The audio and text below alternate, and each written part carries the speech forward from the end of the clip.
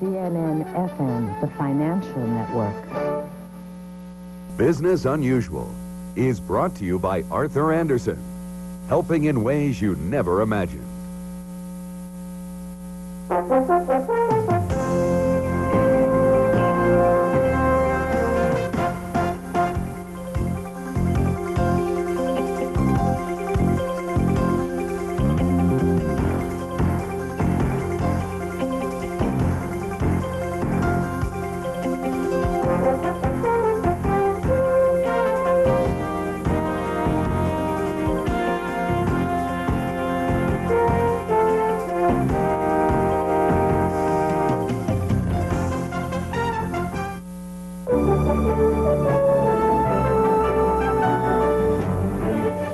This is Business Unusual. Tonight, drawing on a little humor and keeping Pilot Penn on course.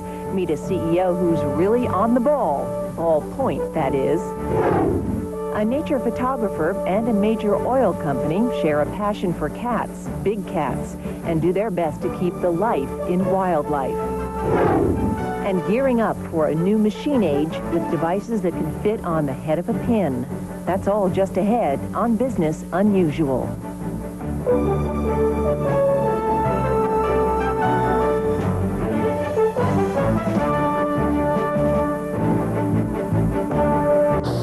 Coming up next, ensuring that wildlife does prosper. Business Unusual will be right back.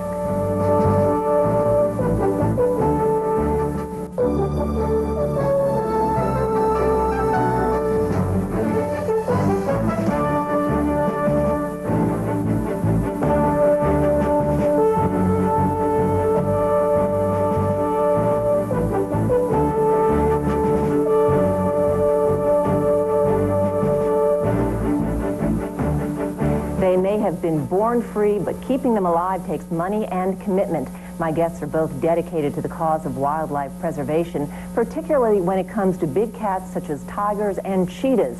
Ed Honored is president of the Exxon Education Foundation, which through its Save the Tiger Fund is raising millions of dollars to preserve a creature that's been near and dear to the company's corporate heart since its Esso days. And Bobby Haas is chairman and CEO of the venture capital firm Haas Wheaton Partners. But his private passion for nature photography is what brings him to us today.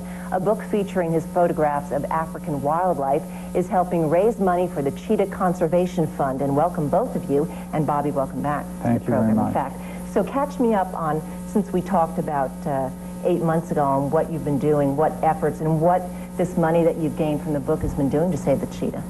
Well, we started a program about 15 to 18 months ago in which Lori Marker, the head of the Cheetah Conservation Fund in Namibia, and I got together and tried to decide what the CCF, or Cheetah Conservation Fund, would be able to do if there were a large grant coming from our family foundation.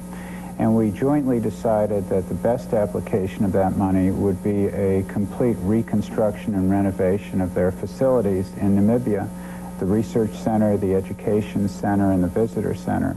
And we designed together a new complex, broke ground about 15 months ago, and we gave the grant which would enable the construction to move forward, and also a matching grant so that CCF would be able to raise money elsewhere. And we're delighted that that grant has been matched and construction will be completed in about 2 months. Okay, and Ed, let me ask you about the tiger. Obviously, tiger in the tank, is that where the interest in preserving the tiger came from? That's where it all began. We've been using the tiger as a marketing symbol at Exxon, or Esso, for almost 100 years. And early in the 1990s, we became aware that the tiger was facing a new threat to its existence in the wild.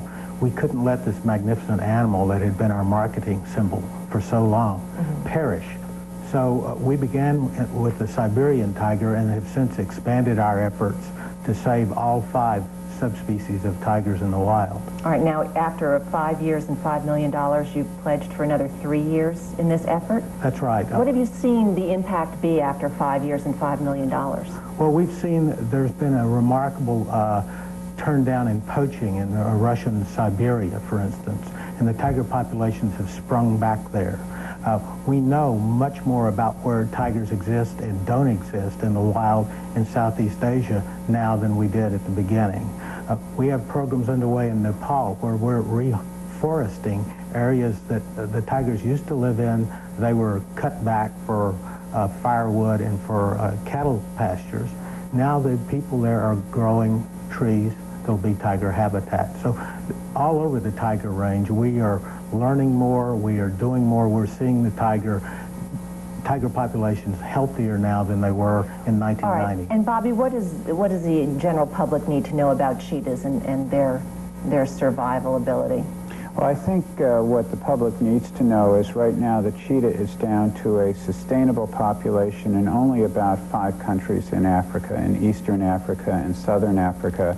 And the country that is most critical to its survival is Namibia, because Namibia has more cheetahs in the wild than any other country. And it's a unique challenge to keep those cheetahs alive because unlike other countries like Kenya and Tanzania, there are not a lot of game preserves in Namibia. So the battle has to be fought with the support of the landowners or the farmers. And there are different conservation techniques that you have to apply when a cheetah is possibly feeding on livestock of a farmer than when it's just wandering around the countryside.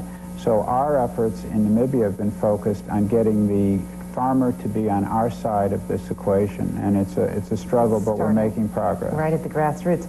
Now, Ed, I have to say that we're talking off camera. I'm learning a lot more about Exxon's corporate philanthropy than I probably ever knew, and it seems to me that Exxon has a kind of ingrained reputation for its handling of the Exxon Valdez little problem there up in Alaska.